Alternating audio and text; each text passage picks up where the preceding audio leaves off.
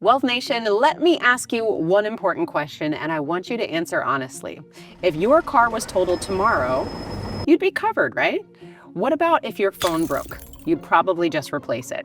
And if something happened to your home, hopefully your homeowner's insurance would kick right in. But if something happened to you, would your family be financially okay?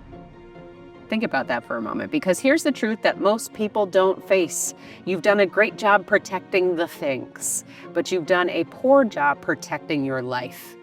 And your life is the thing that everything else is dependent on. My name is Carmen. And I'm Darius. And let's not just take our word for it, everything that Carmen said, but because that's what you're thinking. But let's take a look at the facts. According to the Insurance Information Institute, about 90% of homeowners actually have homeowners insurance.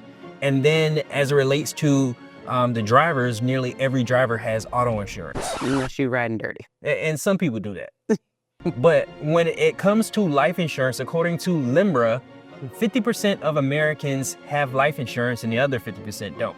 And the 50% that are insured, 41% say they don't have enough coverage. So we're protecting the things that we can replace more than we're protecting the things that can't be replaced. Now, one thing I want to jump in there, though, because I want to make sure that we all recognize that it is legally required to have homeowners insurance, right, or renters insurance. It's legally required for you to have car insurance. You can't be out on the roads being unsafe, right? So there's a system in place to make sure that there is protection should anything go wrong.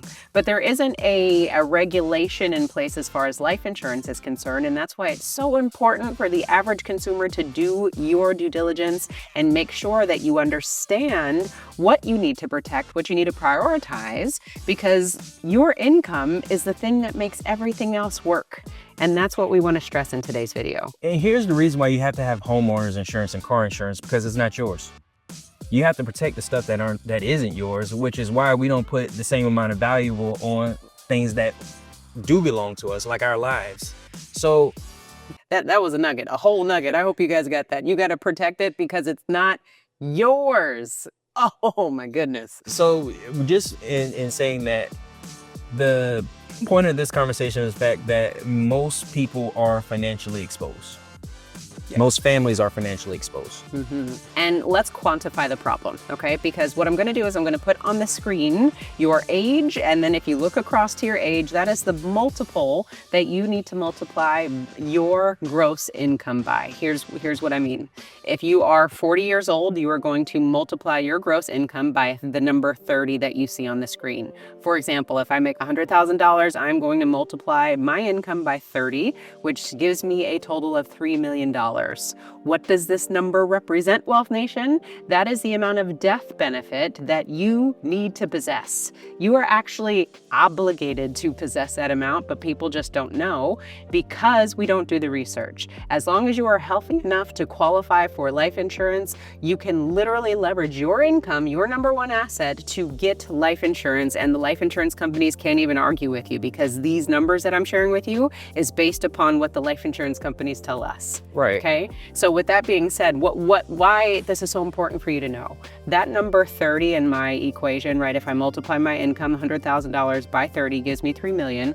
30 represents the amount of years, let's call it, that I will continue to work. I got 30 more years in me, right? Until I'm in my 70s. And that means that I would generate roughly around $3 million of income during my lifetime. So I am protecting that amount of income by having life insurance should anything happen to me. And just note that if I don't have 3 million, let's say I have $2 million, I'm still $1 million short of income. And if we do the math, if I earn $100,000, it would take me 10 years to make $1 million, which means I'm still 10 years short of income to provide to my family. Right. So let's think about this. Most people, what they do is they check the box and they get, like, let's say, for example, $250,000 in life insurance where their income is $100,000. If something was to happen to that individual, they are only covered for two years. They being their families is only able to sustain that exact same lifestyle for 2 years. And you know how quickly 2 years go. And you're being generous. The average American probably has $50,000 of life insurance because that's what they've checked at their work. That's what they have in their employer benefits. So if we break that down, if it costs $30,000 to bury you when you pass away, and then what's left is $20,000, how long is that going to keep the lights on? Well, you can get creative with the burial and just donate yourself to science. That way you don't have to pay for it, and you can keep that $50,000, but it still only give you 6 months. Exactly. So that's not protection. That's just delay, delaying the inevitable. Here's where things get uncomfortable, because we mentioned this earlier. You're insuring a $50,000 car. You're insuring a $1,000 cell phone. A house you can rebuild. A car you can buy another one. But you're under-insuring your life. The asset that makes all of it possible. Like, you pay the mortgage, you pay the car note, you pay for the phone, and the phone bill. If you're not there to pay for those things, does it matter anyway that you have insurance on them? No. You hear that? Way in the back. I want to make sure we hit this hard, family, right? Because I can't tell you how many Wealth Nation family members come to us and they are just super exposed. Now, don't get me wrong. You all come to us because you want to talk about cash value and how you can use your policies and how you can do all these amazing things. And we will still provide that to you. But we would be remiss if we didn't also have the conversation of recognizing the opportunities that we have to protect your family long term and still get you cash value so that we can make sure everyone is satisfied. And far too often we focus on the short-term goals, meaning the cash value, give me the cash now, as opposed to maybe some of the long-term things that are looming in the background and we never address it. And the thing that really keeps me up at night is thinking about all the families that focus so much on cash value and they shortchange themselves on the death benefit, and then they pass away and they only have $250,000 of death benefit to give their family when they could have gotten more, but they were so focused on the cash value instead of thinking about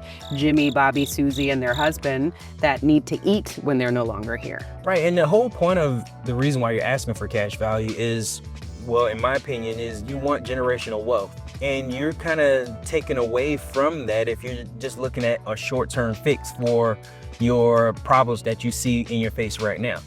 We're trying to set you up, create a system for long-term, which means that yes, you have the cash value and use those cash value to produce, to buy assets now so that you can have the cash flow to continue to put into your system. But when you pass away, that death benefit is supposed to go back into your system to buy more assets, including... And you need more death benefit, right? You want...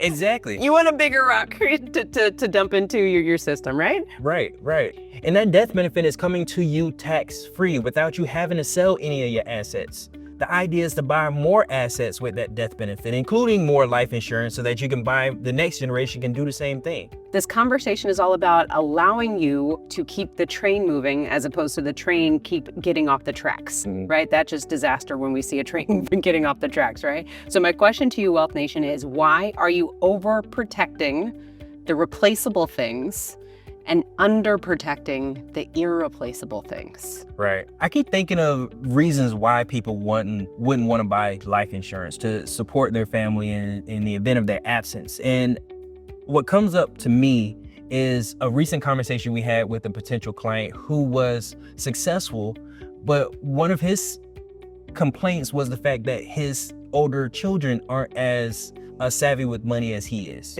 Now, the thing is, it is our responsibility as matriarchs and patriarchs of our families to teach our families not only generational wealth or the things that we want to lead to them and how to manage it, but we have to teach them financial literacy. And the reason why our kids are good or not good with finances is because we haven't taught them. And we have to do that. We have to do that as it relates not just to life insurance, but as it relates to the assets that you buy, that you're only managing, that they will inherit. And I want to jump in here because we get this topic often. Yeah. Darius and Carmen, I'm not leaving my family anything, and we get that. But we also want to make sure that we just dive into that a little bit more. Is this emotional or is this factual? And again, if you feel like your family isn't good with money, then what have you done actually to support your family to make sure that they can be successful with it? And that's where life insurance comes into place.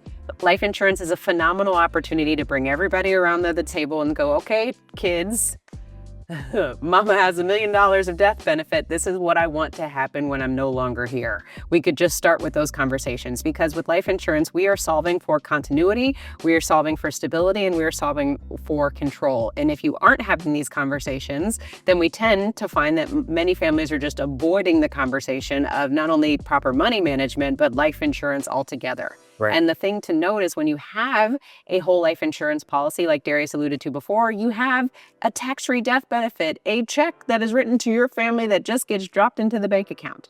You have a benefit that can replace income, can replace time, can replace opportunities.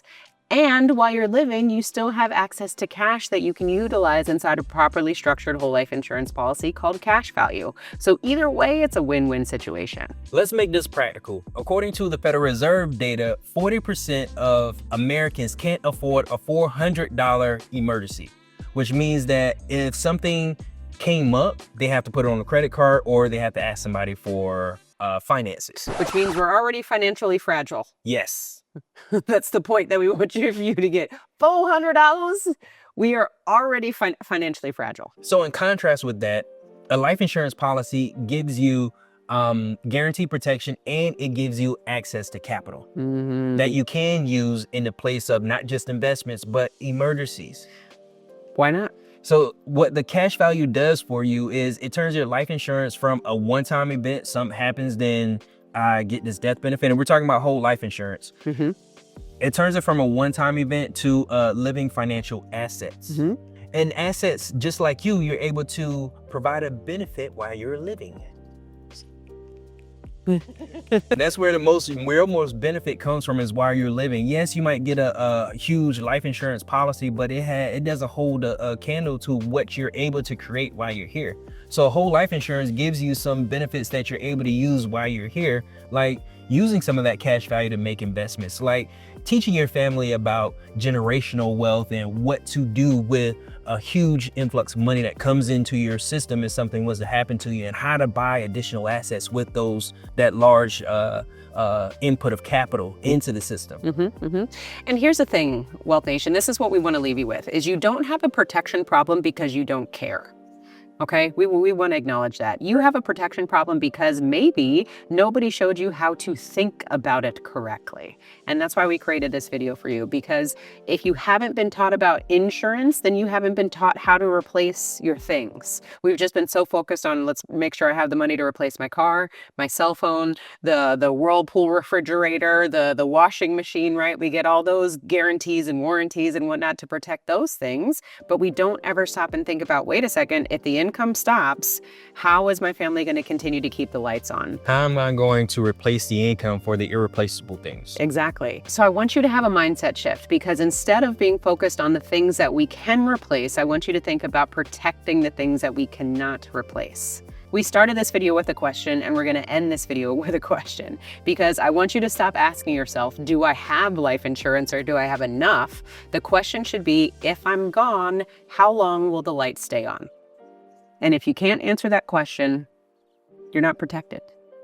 At Wealth Nation, we don't just sell policies, we build systems for families. We look at your income, we look at your lifestyle, and we look at your responsibilities, and we design life insurance policies around that. So if you want Wealth Nation to support you in your next life insurance policy, click on the link below. We would love to serve you and your family. And if you like this video and want to check out some similar videos to this one, check out our next video. And remember to own your own lifestyle, or someone else will.